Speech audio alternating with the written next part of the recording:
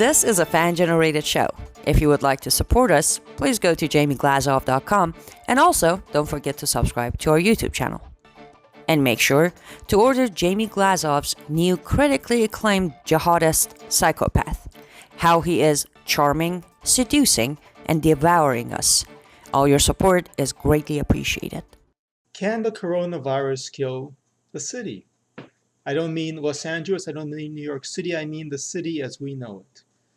To discuss this question, here's me, Daniel Greenfield, with another Greenfield moment for the Glazov Gang. Now, flashback a month ago, 2 months ago, 2 years ago, 20 years ago, the progressives knew exactly what they wanted our society to look like. And it was, of course, very simple and easy. It was going to be one big giant city, get everybody into urban areas. You had mass migration fundamentally transforming the political landscape of the United States. Much of the migration was headed into cities. It was headed into urban and suburban areas. Now, you maximize urban density. At the same time, there was very much a war against the suburb. There was a war against rural areas, against manufacturing, which meant, first of all, trying to incorporate adjoining suburban areas into cities. It meant actually going to war against single-family housing, which is something that is not on the radar of that many conservatives, but was very much a factor. People like Stanley have actually written about it. And of course, you wanted to urbanize the urban centers even more. Now, right now, coronavirus has hit New York. And what is New York known for? What is particularly Manhattan known for? It's incredibly urban, dense environment. Some of you may have seen that video going around on the subway of all these people in masks and gloves stuck on the same train car, what's packed together with social distancing is a joke. And of course it's a joke, because the whole point of Manhattan is that you have maximum possible urban density, at least for the United States. When you go to places in Asia, you can get even higher levels of urban density. You can get higher levels of urban density in Iraq or Cairo, but for the United States, Manhattan is pretty much about as good as it gets, as is San Francisco. Now notice those are two of the places that are on the list of the coronavirus outbreaks. Now there's the whole idea that you can do social distancing and say someplace like Manhattan is impossible. What are you going to do for social distancing? Well, you can't. The whole point, of course, is to cram as many people as possible to the same location. Beyond that, Bloomberg, former mayor, guy you may remember from having spent $900 million in a futile bid to become president of the United States, so he's the Democratic nominee for said position. Bill de Blasio actually went even further. They've made it all but impossible to use cars in much of Manhattan. Bloomberg was never able to make congestion pricing happen. Bill de Blasio's big claim to fame and his increasingly insane city council was that they did make congestion pricing happen. But even under Bloomberg, if you visited Times Square in, say, the last 10, 15 years, you already have seen the dramatic difference between Times Square as you've seen it in the past and Times Square now, which is that it's basically impassable to vehicular traffic. It's not just Times Square. Times Square is one of the more extreme examples, but New York City fathers and mothers and people of ambiguous parental genders worked very hard to make it all but impossible to drive in Manhattan, which of course means that everybody, if you want to get somewhere, yes, you might maybe be able to take a cab, but of course they went to war on Uber and Lyft also, separate story. It means that you're basically going to very likely be stuck in a bus or in a subway car, which of course makes social distancing impossible. It means that these are the conditions under which the pandemic spreads. Now, New York is an extreme example, but the basic reality is that urban areas have been moving toward being denser, toward being more congested, toward packing as many people as possible per square inch. And that was the idea. That was the progressive idea of what America was supposed to look like. It was going to be more and more urban. Now, as the coronavirus, the CCP virus, the Wuhan virus, the Chinese virus, whatever you want to call it, hits, we're having to re-examine this conventional wisdom because it actually looks more and more like a suicide pact. If you maximize the number of people in a particular area, you make it all too easy. It's like shooting fish in a barrel or infecting people in a barrel. And indeed, it's no coincidence that this virus once again originates from China, which has, again, some of the more denser, overpacked cities around.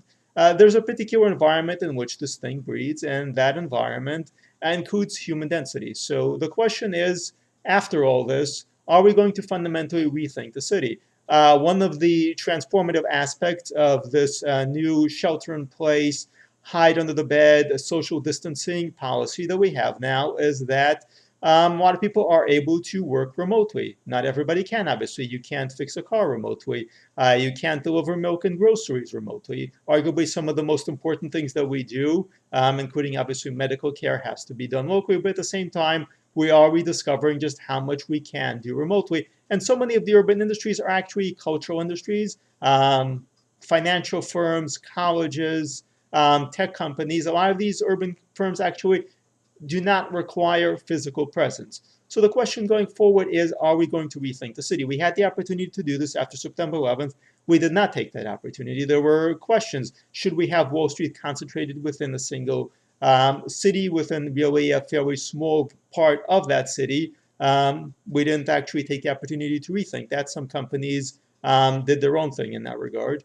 So now that we're thinking in terms of pandemics, in terms of biological warfare, are we ready to rethink the city? And I would argue that it's vital that we rethink the city, that it's vital that we do this for national security reasons. We already know that with the power of the internet, it is possible to decentralize, to break up some of these industries that are clotted into small areas. There's no reason that the publishing industry needs to be crammed into New York City. There's nothing the publishing industry does that requires all that concentration.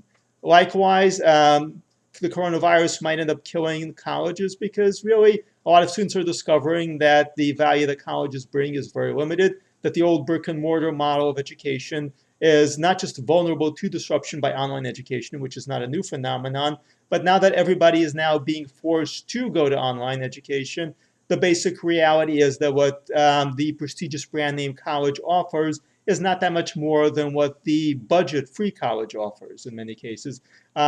Students are still taking classes from the same low-level people, while at the same time the colleges pay huge sums to the marquee performers like, say, Elizabeth Warren back in the day, who of course wanted to make education affordable, but had no problem accepting a six-figure salary for teaching one class. This is the kind of the reality of higher education. But the larger point is that we're increasingly are able, and this pandemic is forcing us to move to online platforms. There are things that people physically need to do that are important. And a lot of that is manufacturing, which actually we do not have. We're discovering, certainly New Yorkers are discovering, that you don't actually need 100 Thai places per every 20 blocks. You do not need that. What you do need is actually domestic manufacturing that can manufacture N95 masks, that can manufacture ventilators. And guess what we don't have? We don't have that. We exported all that to China. Meanwhile, we had 50,000 different Chinese food places. So our priorities were quite backward, and now those priorities were driven by an urbanized elite that had that decided that it wanted urbanization as a cultural luxury, as a cultural luxury good, because we did not need it. I mean, if you think about urbanization, it was driven by industrialization, was driven by factories. Now we've shed the factories. The cities have shed the factories. How much manufacturing happens in New York? Not a whole lot. But it became a cultural luxury good, which is why you don't have a middle class in cities anymore. You have an upper class and you have a lower class. It's these kinds of apartheid states.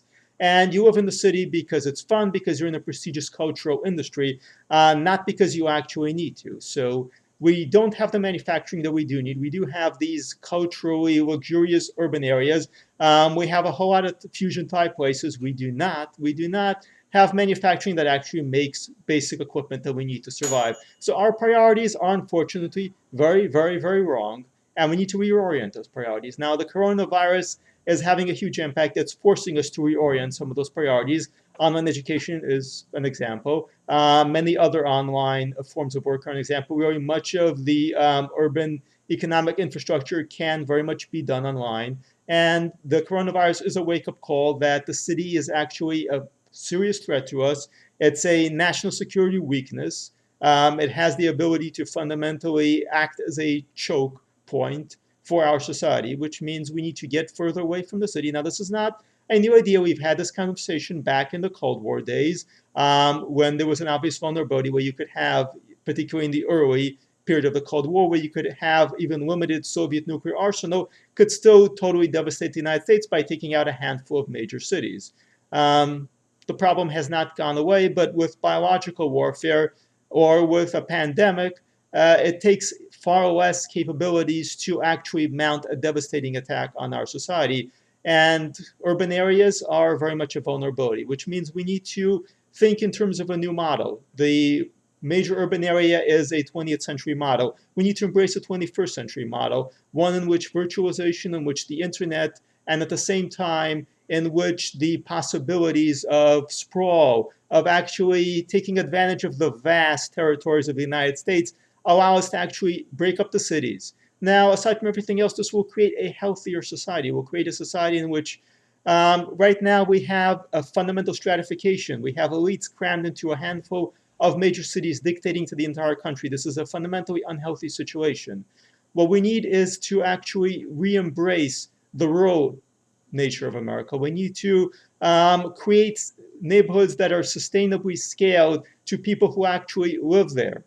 What we need to do is to actually take advantage of the vastness of the United States and to actually build sustainable communities instead of these major urban centers for the elites. And the coronavirus is a major wake-up call. We don't know yet how many people it will kill, but people are dying. And they're dying in no small part because social distancing is impossible in urban areas.